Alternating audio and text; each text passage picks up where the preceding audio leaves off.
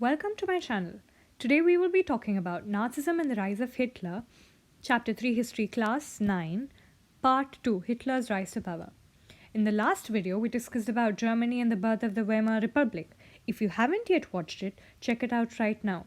So today we will talk about Hitler's rise to power. In this video, a little bit of Hitler's biography, the Nazi propaganda, taking over the democracy, reconstruction. So let's begin with Hitler's biography. Hitler was born in the year 1889 in Austria. He spent his youth in poverty. And when the First World War broke out, he decided to fight and was a part of the army. He was a messenger at front, then became corporal in the army and earned medals for his bravery. Hitler was a very powerful speaker. This moved people later on. However, as we've already seen, the German defeat horrified him, and added to that was the Treaty of Versailles, which discriminated Germany even further. Thus, this made him join the German Workers' Party. The German Workers' Party, very important, in the year 1919. So, and then this was a very small organization then. He grew to the top of it and renamed it the National Socialist German Workers' Party, which came to be known as the Nazi Party later on. Now, this you can see here is the Nazi symbol, the red banner of the Nazi Party symbol, the swastika. Now, in 1923, Hitler started executing his plan. He planned to capture Bavaria. The picture that you can see here is the Bavarian state. Okay, so he planned to capture Bavaria, then march towards Berlin and gain power. But to his dismay, he failed and he was tried for treason. He was arrested, but later on he was released. The Nazi Party was not very effective. Like, there wasn't much popularity for the Nazi Party during this time. Like, they were but after all the problems Germany faced after the Great Depression, people were vexed and depressed. All these factors contributed Nazism to become a popular movement. Right, so Nazism became a popular movement in the 1930s because there was poverty everywhere. There were no jobs, and people were afraid to step down and to live a lower level. Businesses collapsed and banks burned there, and all this happened. So the Nazi Party kind of filled people with hope, like a hope that everything would be normal again. And Nazi propaganda also became very effective after this.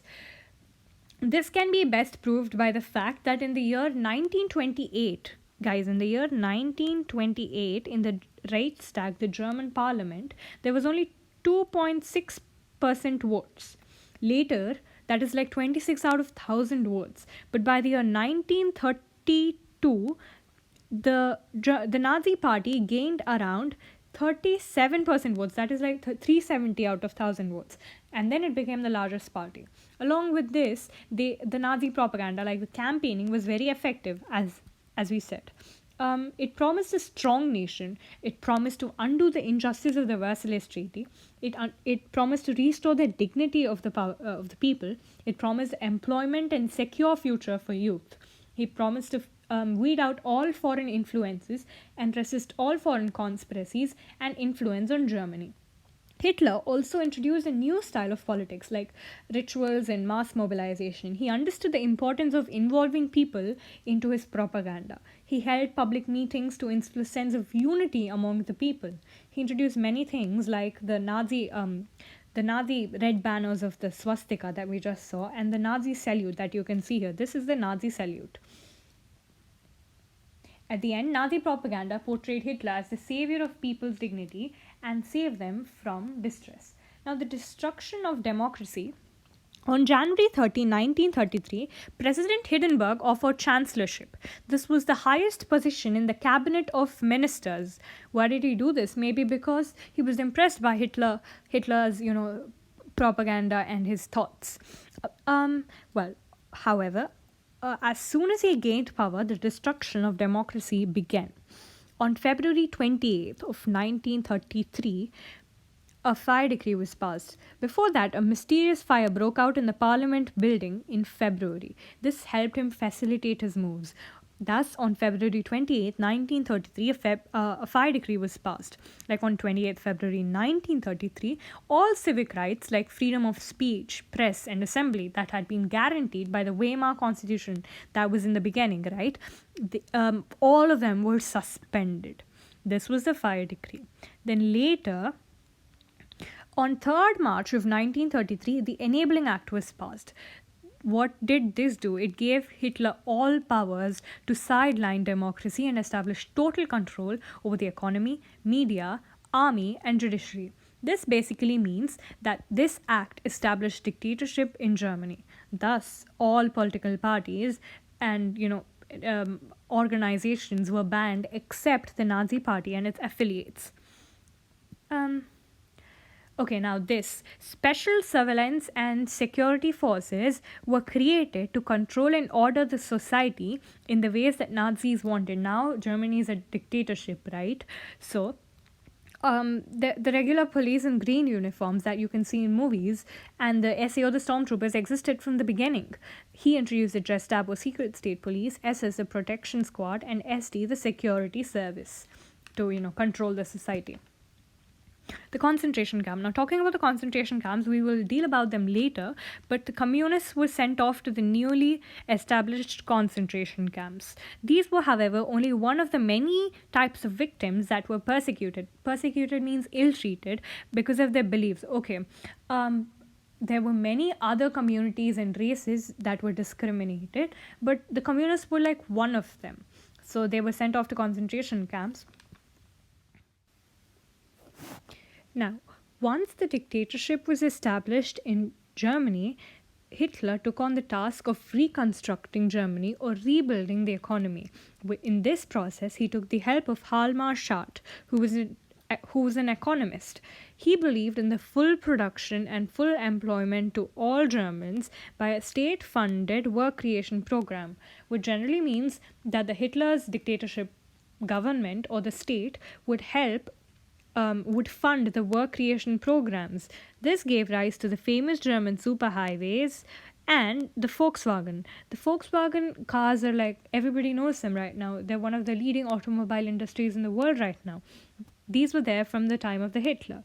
When translated, the Volkswagen means Volks meaning people and Wagen meaning car. I thought you'd like this collage, which shows the Volkswagen car, the logos, the changing of the logos from that time to now, and Hitler getting into the Volkswagen car, and Hitler seeing a model of the Volkswagen car. Great. Now, foreign policy. Till now, we discussed about the economic policy that included state-funded work creation programs. Now we're going to be discussing about the foreign policy of Hitler. As soon as it was implemented, the foreign policy of Hitler gave him a lot of success. He first came out of the League of Nations in 1933. What is the League of Nations, guys? It is like the predecessor of the UN. It is an organization that is set to bring world peace. Right, he reoccupied Rhineland in the year 1936. Reoccupied Rhineland. Well, Rhineland was actually a part of Germany, but it was occupied by the countries like Denmark and France during the Versailles Peace Treaty, remember? So he reoccupied Rhineland. He got Rhineland back. He was accumulating resources and by expanding land.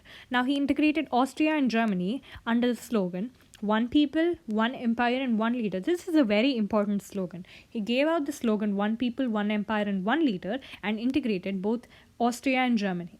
He captured German-speaking Sudetenland, which was a part of the then Czechoslovakia, and later took over the whole country.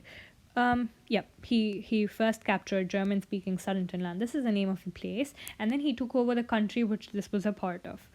During all this time, England was giving its unspoken support to the Nazis, Hitler, and Germany. Like, it didn't speak anything or do anything, but was on German's side. Why do you think this happened? Should be because England thought that the Versailles Peace Treaty was too harsh on Germany. Right. Now everything was well and good. Let's see what happened next. Now, this paragraph is, as it is, quoted from the NCERT textbook, so let's break down it and understand what it means. Hitler did not stop here. Schacht had advised Hitler against investing hugely on rearmament as the state still ran on deficit financing. Schad had advised Hitler, that's what his job was, so he had advised Hitler, but what did he advise? He advised Hitler against investing hugely on rearmament. This implies that Hitler was willing to spend money on rearmament, which basically means providing new and advanced weapons to the military or the army. Why did Schad say no to this? He said no because the state still ran on deficit financing. When this basically means that when you're spending more than your revenue, it's called deficit financing. Like when you spend something but you don't get enough money, like you're in losses, right? So Germany was still in a growing stage at that time and it ran on deficit financing, so Schad thought it was not wise to spend money on rearmament. Cautious people, however, had no place in Nazi Germany, so Schad had to leave. Hitler was not ready to listen and he did not like that idea, so Schad left. And Hitler chose the war as the way out of approaching economic crisis. Resources were to be accumulated through expansion of territory. So if this was Germany, it could come out of the economic crisis by getting more resources, by expanding its territory, by invading other countries. Okay, so that's it for today. I hope this video helped you. Thanks for watching this video. Please don't forget to like, share and subscribe to my channel. I'll see you next time where we'll talk about the World War II and the involvement of Hitler in it. Bye!